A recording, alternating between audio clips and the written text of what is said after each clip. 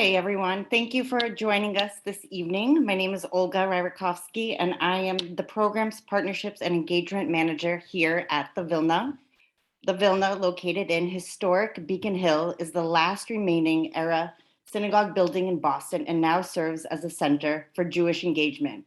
We offer opportunities to connect and explore one of culture through arts, engage in big ideas, and pressing issues for Boston's community. We are thrilled to have Jai Chakrabarti join us tonight to discuss his book, A Play for the End of the World.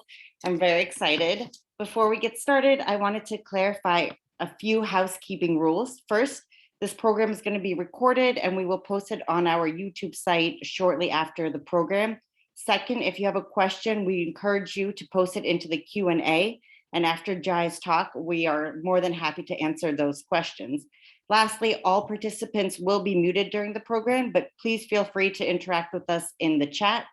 And lastly, this event should last about 50 to 60 minutes. And with that, I'd love to introduce Jai and take it away. Thank you so much, Olga. And it's so lovely to be with y'all tonight. I'm gonna first start off by showing a video that talks about a little bit of the backstory behind this book.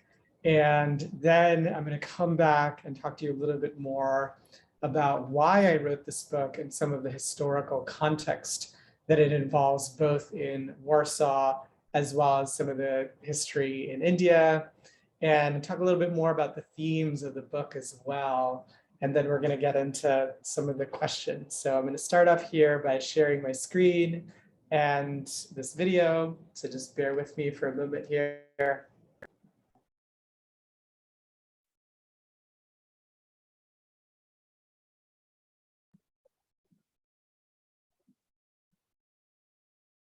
Okay, let's see. Olga, are you able to see this video?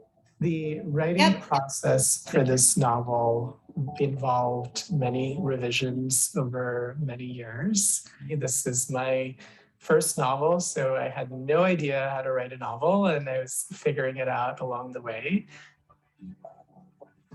This is a story about two people who fall in love despite the history of their traumas and despite all of the counter forces that are conspiring to pull them apart. And it's the story of how they figure out how to navigate those tensions and whether it makes sense for them to be in a partnership. This is also a historical novel, and it's a story about a play that was performed in an orphanage in the Warsaw Ghetto in 1942, and how that play then gets performed 30 years later in a village in India, and how the performance of that play ends up changing the lives of villagers who are fighting for their lives, who are fighting for their right to land. You know, art doesn't just exist in one way. It doesn't just exist solely to save us, but you know, it has all of these hidden rooms, and I wanted to live in those rooms through India and Poland. This is Gopalpur, the professor said. This is where they will perform your play. This time, Jaryk didn't bother to correct the professor that it wasn't his play. He was looking at the goats tethered to a barn, at a lonely cow that grazed the field. Next to the huts, there were rows of gardens. In the center was a well. A boy drew water, the squeak of the pulley against the hinge, like a long-lost melody. For a moment, he tried to imagine her here with him, making a hut of their own. I think in earlier versions, I had perhaps more of a writerly agenda of what I wanted the characters to do or where I wanted the book to go.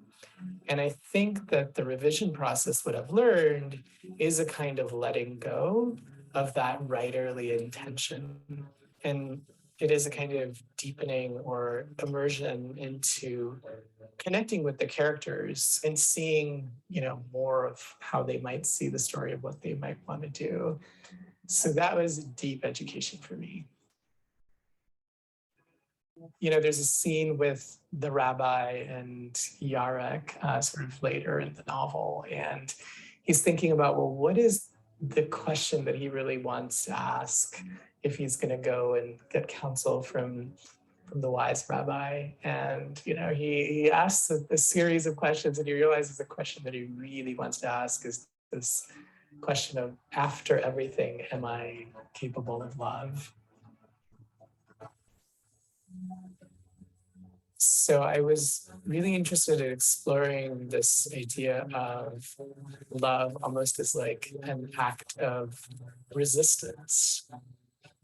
I hope that readers have their own experience with this novel. And, part of the process for me has been that letting go, and knowing that each reader will have their own very distinct story that they're bringing to the novel, their own set of experiences. And I'm so looking forward to connecting with people and hearing how they are thinking about these characters and what resonated with them and what didn't. And yeah, that's something I'm really looking forward to.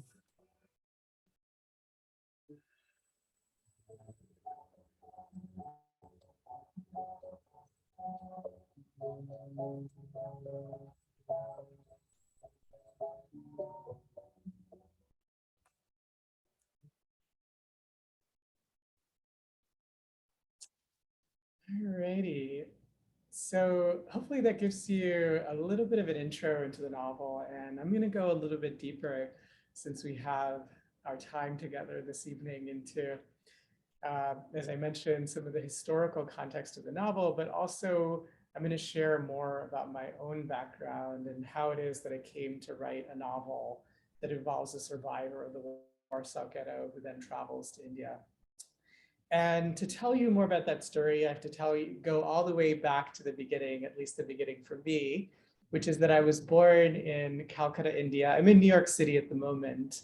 But if there's a city that's even busier than New York City, I would say it's Calcutta, India. It is one of the most densely populated places in the world. And I went to a school that you can actually find in the Guinness Book of World Records. So this was a school that had 15,500 students when I was there. So it was from pre-K all the way through 10th grade. And you can just imagine what it was like to have recess or lunch or any big event in that school. It was a huge production. But despite the number of students that we had in the school, there was such a commitment to the arts. And so from a very early age, our teachers would draw us into producing and reading literature and also to putting on plays. And this is going to come back in a moment because the education that I got there ended up becoming seminal for me and would change how I would think about art and writing. So fast forward quite a few years later, and my family and I immigrated to the United States. And I sometimes get this question from folks, which is, when did you first become a writer?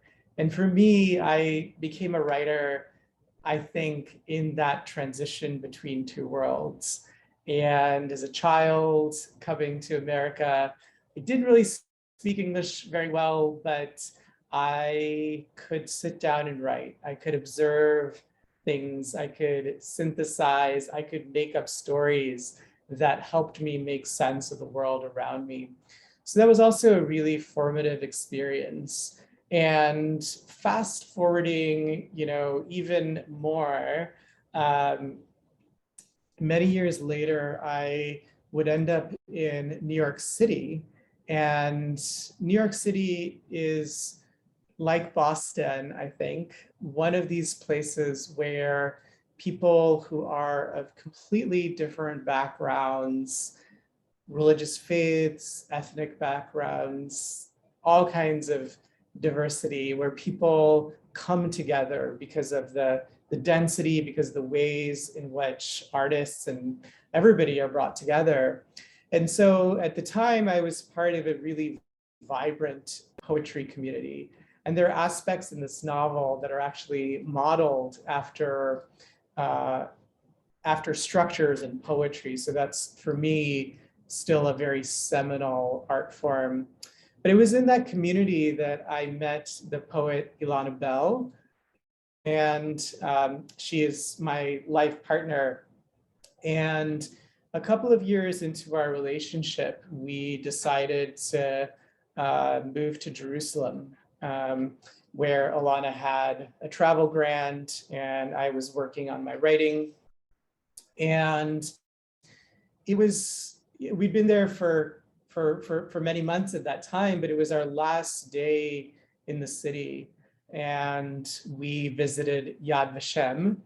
And visiting Yad Vashem was meaningful for both of us, but especially so for Ilana, because she's the granddaughter of Holocaust survivors. And it was at that visit where I first encountered the story of Janusz Korczak. Now, Janusz Korczak is absolutely central to this novel. And at the time at Yad Vashem, there was an exhibit called Art in the Ghettos, which talked about how Janusz Korczak was born Henrik Goldschmidt at the turn of the 19th century, how he had chosen to stage a Bengali play in Warsaw in 1942.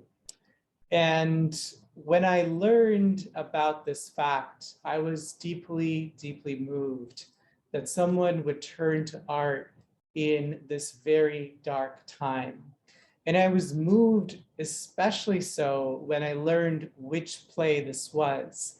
Because if you go back to my school, this school that's in the Guinness Book of World Records for most number of students, where we read literature and we performed plays, one of the plays that we performed was called The Post Office. And so I had been a part of that when I was a child. Of course, it was in Bengali. And here I was in Jerusalem many years later, re-encountering this Bengali play in the context of the Warsaw Ghetto. And I was absolutely blown away. I mean, I could not have imagined that this piece of art could have traveled so far.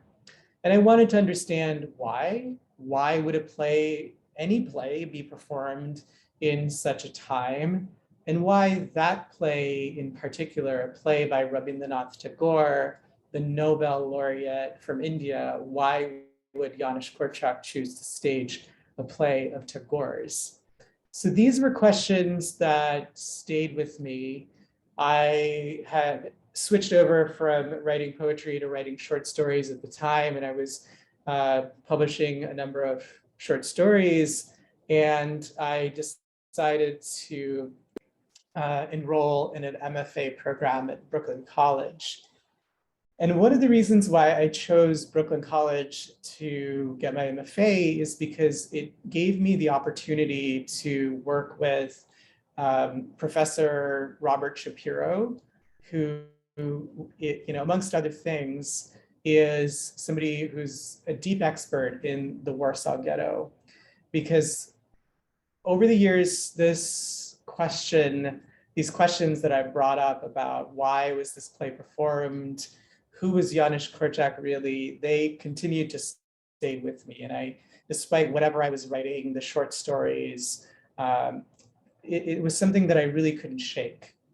And so as I was getting my MFA, I also got to do graduate research with Robert Shapiro, and I studied the life of times of Janusz Korczak, and I actually got the opportunity to visit Poland, work with scholars in Warsaw, got access to texts about Janusz Korczak that hadn't been translated into English yet. And I got immersed into that world, which allowed me to feel that maybe there was a way that I could write a story about this. And at the same time, I'm also the grandson of refugees who crossed over from what was then Pakistan into India. And so that story of migration was also deep in me. And this novel involves both a survivor of the Warsaw Ghetto, but also this confluence of events that happens to villagers in India, villagers who have crossed over the border from what is now Bangladesh and who are facing a lot of oppression. And so for me, that began a 10-year journey, both into the research, but also into the process of how to write a novel, how to revise a novel.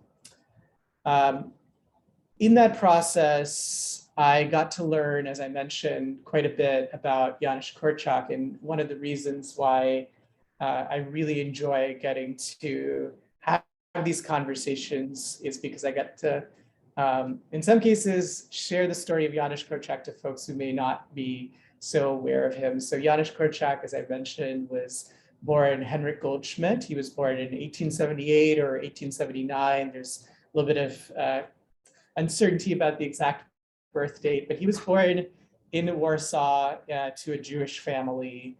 And he was many things. He was truly a polymath. So he was a military doctor. So he was he was enlisted in World War I.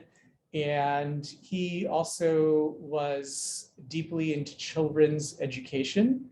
So he wrote several children's books. 2 of them have been translated into English. One of them is called King Mat I, which you can still find here in the United States today. The other one is sort of, I think of as a precursor to Harry Potter. There's a child who goes to a kind of a Hogwarts type of institution. And Korczak was on the forefront of progressive children's education. So he was a contemporary of Maria Montessori, and he developed with Montessori and others this notion of child-centered learning. I have a 6-year-old at home who goes to a school that uses a lot of this kind of pedagogy. And that pedagogy can be traced very much back to people like Maria Montessori and to Janusz Korczak.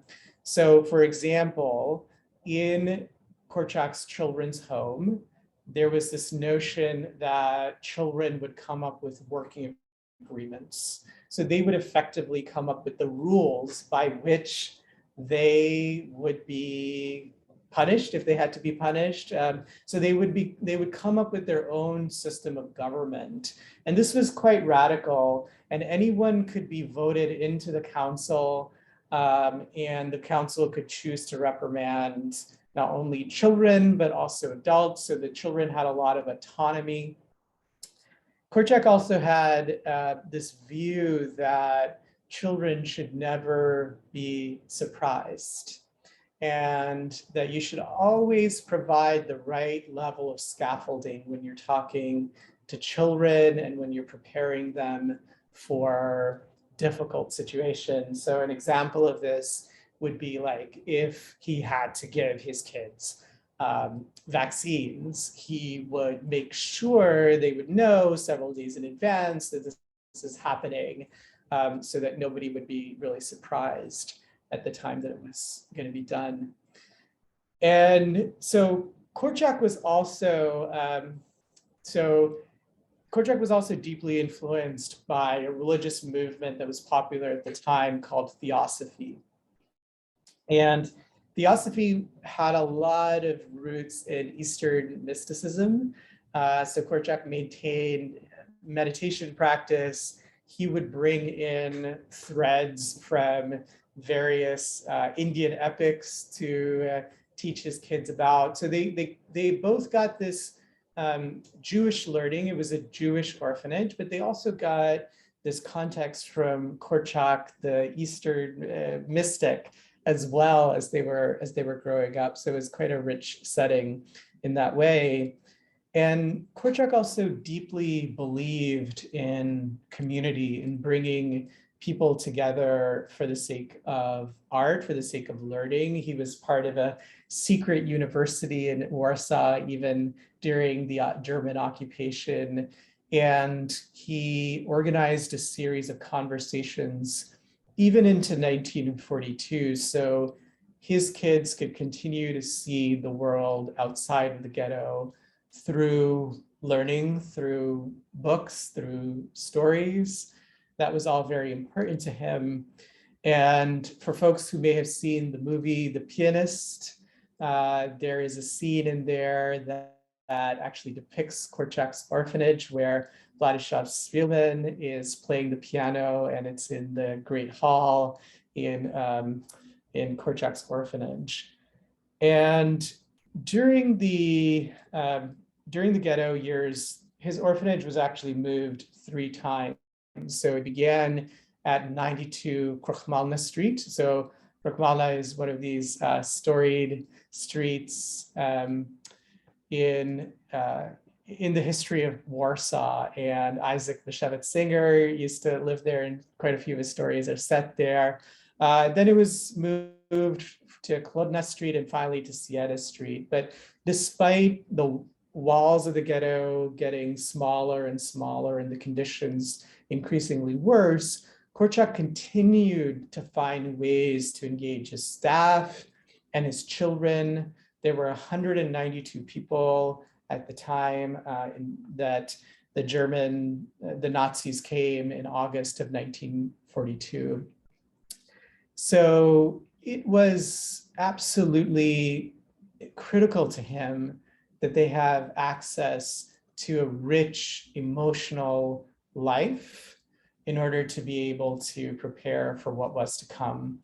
So hopefully that gives you a little bit of background about Janusz Korczak and the time in which he was operating and some of his influences. But what about this play? Why this play, and what's the deal there? So this play, The Post Office, was written in 1911 in a village in India. That village in India also ends up becoming a setting for my novel. And it was written, as I mentioned, by Rabindranath Tagore, the Nobel laureate. Now, in this play, which has had a very interesting history, it was translated by W.B. Yeats. It was performed in Dublin and Europe quite widely. It was even performed in Paris the night the city fell to the Germans. So this play has had a way of popping up at these kind of critical moments of history. But it's a simple play with some fairly complex themes. And the core plot of it is that it's about a young boy by the name of Amal who has some kind of mysterious illness that keeps him quarantined. So he can't leave his house, and all of the interactions that he's having are through his window. So that's where he meets the curd seller, he meets other children who are playing with his toys in the dirt. And the life that he must construct for himself is the life of the imagination. And so when I think about why did Korczak choose to stage this play in particular, there are a few reasons. One is, of course, that this play is about children in a faraway land, and it gave his children in the same way that, for me, when I was a kid, it gave me an opportunity to put on costumes. It gave them the opportunity to make their own costumes from bed sheets and torn socks and all that. But to pretend that they were in this fantastical Indian land as they imagined it, with lions and elephants and really allowed them to use their imagination to be somewhere far away. And so this cultivation of the imagination, this idea of the imagination almost as a source of protest, starts to become a core idea that you see in Korczak's diary during this period. Now, at the end of this particular play, the idea is that Amal, the child, ends up dying. And another core reason why I think Korczak chose to perform this play is because it allowed his children to have some sort of encounter with this idea of death and dying, and to approach whatever lay ahead. And in the summer of 1942, they had a pretty good idea of what lay ahead with a sense of dignity. And there is a canonical moment of the Warsaw Ghetto, which involves about 192 children marching in orderly form behind Janusz Korczak. And one of them is carrying the flag of King Mat I. And they are walking with confidence, and they are walking with their teacher with a real sense of love. And I like to think that all of what Korczak did, both through the staging of this play, but more in general, through the way that he approached scaffolding and psychological safety as the foundation by which the children were able to approach that moment. And I want to talk a little bit now about the book itself, since I've talked about Janusz Korczak, I've talked about why he chose to perform that play. So what is the plot of this book? How does everything connect together? So this book is about a survivor of Janusz Korczak's orphanage. Now, in the historical record, there were no survivors of Janusz Korczak's orphanage at the time that the Nazis came to gather everyone up. There are survivors who were in Janusz Korczak's orphanage at earlier times, but no one who was there August 5th, 1942. But in the novel, there is someone who manages to escape. And I'm going to read a little bit about that scene in a moment.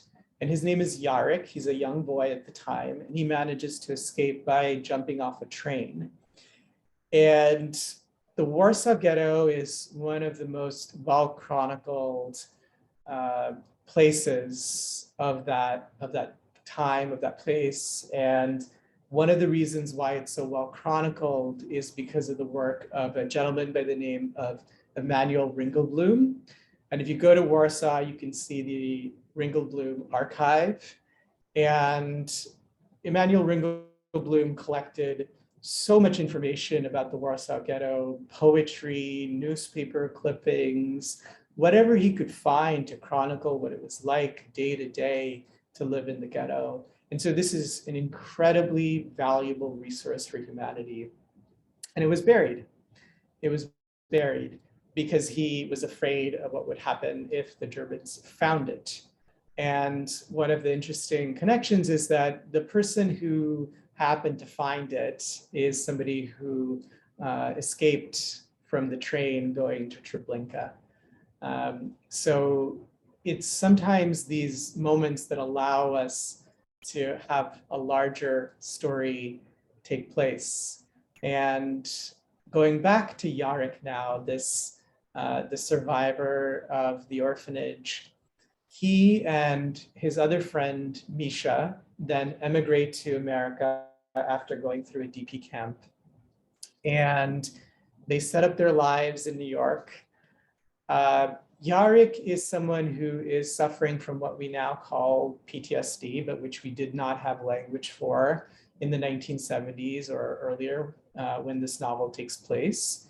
And so he's living a very regular and orderly life. And he happens to fall in love.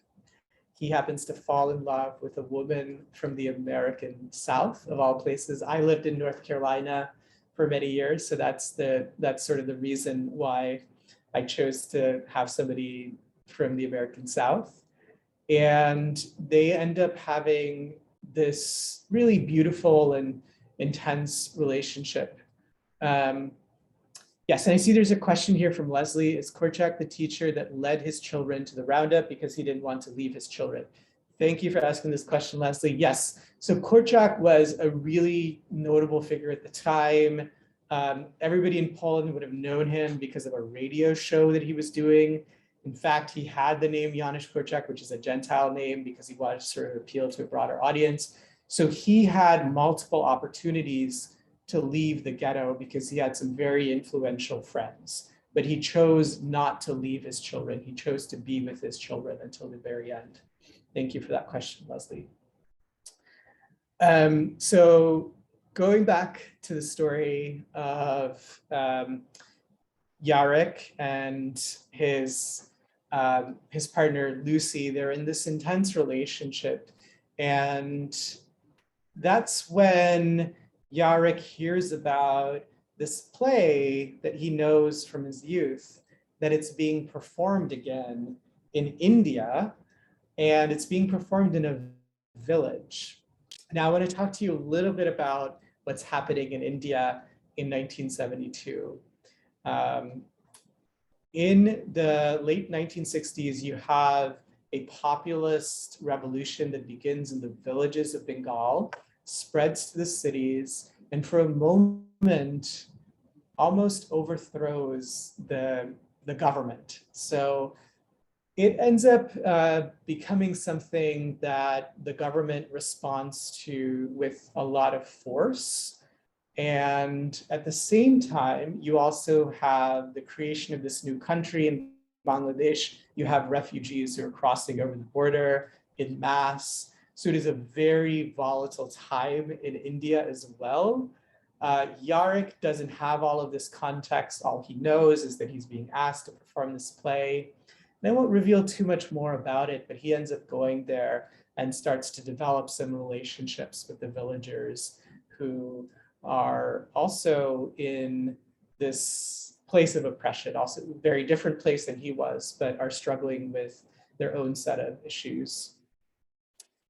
And I like to think of this novel as a love story in three dimensions. One is the romantic love. So it's between Jaryk and this woman from the American South, Lucy.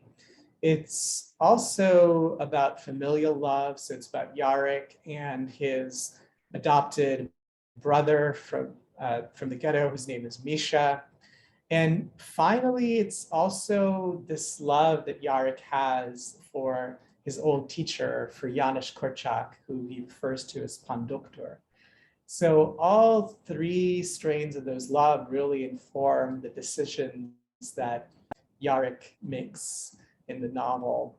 And one of the central questions, one of the themes that I was exploring is, what is the role of art in wartime? Now, as I was writing this novel, I was dealing with lots of existential questions myself, which is like, why am I a writer? Shouldn't I be going out there and spending my time in more direct activism? And it was through the research of this novel that I came across the work of a particular Indian playwright by the name of Safdar Hashmi. And Hashmi was somebody who put on plays on in the streets of Delhi. And with theater all over the world, there's this rich history of theater as protest. In this country, Bread and Puppet, or the Belarusian Free Theater, those are both vital movements. And Hashmi in India was putting on plays to improve the lives of workers. They were truly acts of protest against the government and against corporations at the time, really. And he was once asked this question of, well, do you think the art that you're putting on makes a difference? Do you think it matters? And what he said has shifted how I've thought about the role of art. And I want to share it with you, which is that he felt like, no, it doesn't directly change anything. But what it does is it allows us to have a different vocabulary it allows us to see the situation in a very different way, in a much more human way, to have a more empathic connection to one another. And from that changing of the vocabulary, that's where social change is possible. And I think about that in the same way as I think about the music that accompanied the marches in South Africa with Miriam Makeba and Hugh Masekela providing the soundtrack to the revolution. And when I thought about that, that changing of the vocabulary, that's something that really stayed with me, both in the writing of this novel and more generally as someone who's a citizen in the world. So that's a lot about the novel, a little bit about the history, a little bit about me. Some things that I have going on next, I have a collection of short stories coming out next year, also from Knopf. And they explore among other things, the intersections of Jewish and Indian characters. It's called A Small Sacrifice for an Enormous Happiness. I hope you check that out as well. And with that, I would love to take any questions or hear any comments that you might have. Thank you so much. That was really incredible, and I loved hearing about your story and your journey, your writing process, and just was really particularly moved about how you were just describing art and the necessity of art to really change one's vocabulary in order to really create social change. So thank you. I have a couple questions of my own, and I encourage everyone listening to post the questions into the chat, and we'll be sure to get those over.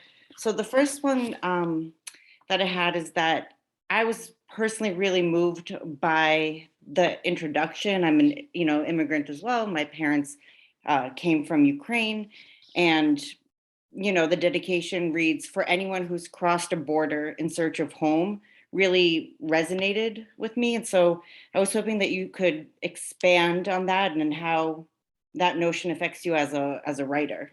Sure, yeah. So when I wrote that line, I was thinking about Zosha, who is my wife's grandmother, and Zosha was born in Łódź.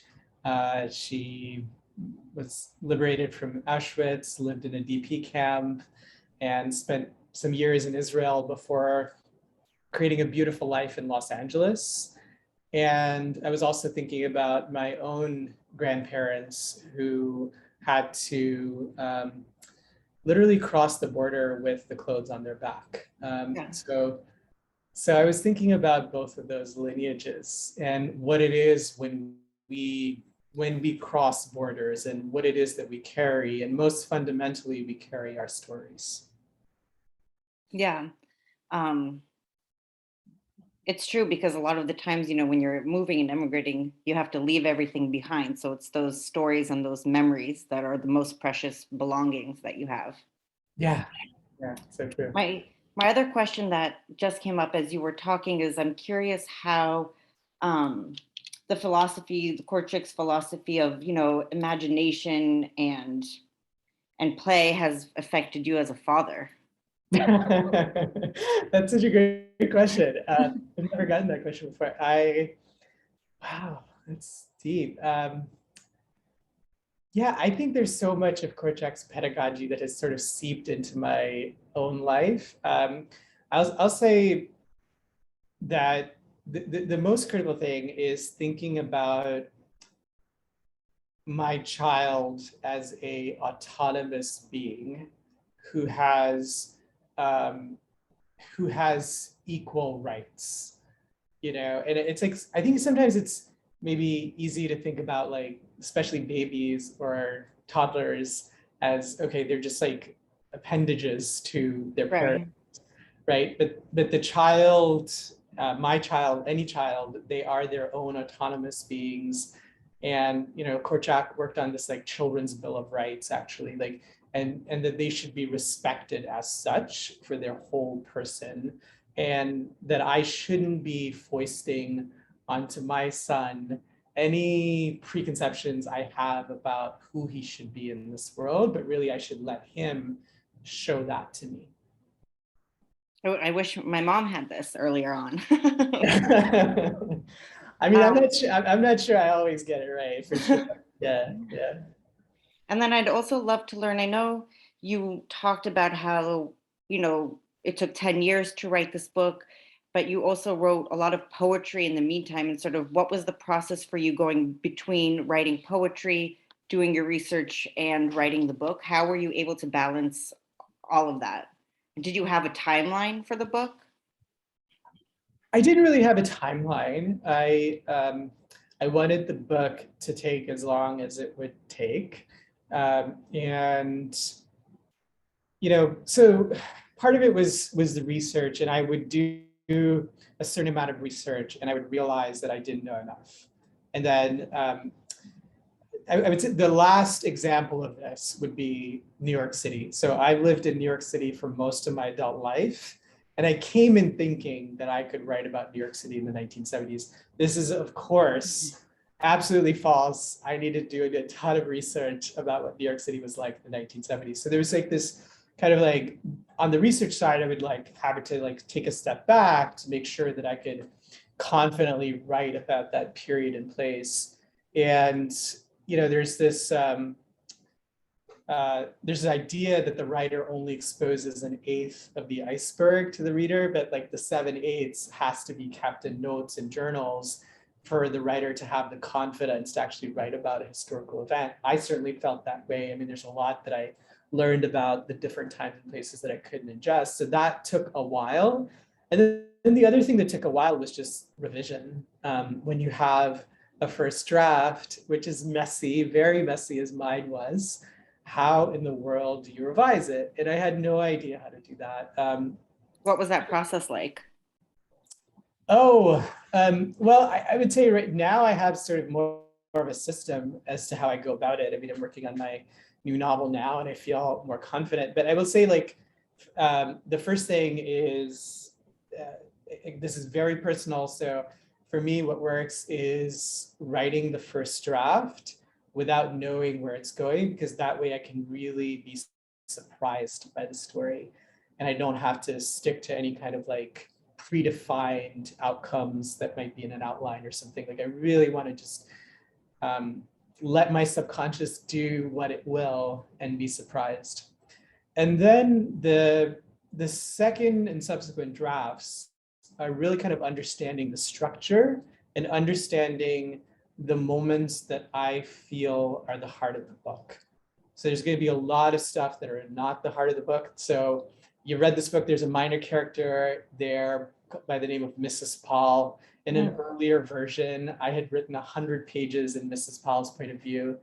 As much as I enjoyed that, it was in the heart of the book. And so I had to identify that in a revision and say, this has to go. And so sort of like identifying what's the structure, what's critical. And then the subsequent versions are, more tweaking language, that kind of thing, clarity and so forth. That's a bird's eye view of the revision process as I see it. And then once you felt like you had that final draft, what was the journey like to publication? Sure. So I queried some agents and I started working with an agent, I think, back in 2017. And so she gave me some feedback. I worked on that feedback for like another year or so. And then we were ready to submit it. And then it went out into the world, into submission, and there were a few publishers that made offers, and we ended up going with Knopf, and then the editor Knopf also had some feedback, which took me a while to integrate. And then the actual publication journey is once everything is done is another 9 months. Wow. So yeah, it's like, it really is like birthing a baby in that way. So Yeah. it's kind of a very long process.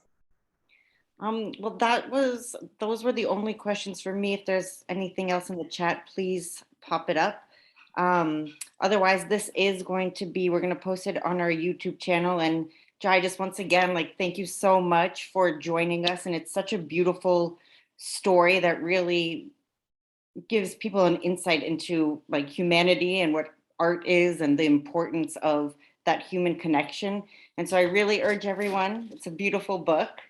And you can get it at our local bookstore at Trident, and it's going to be up on our website as well. So thank you again very much, and wishing you all a lovely evening. Thank you, Olga. Thanks to everyone at the Vilna Show. Have a great night. Thank you. Good night.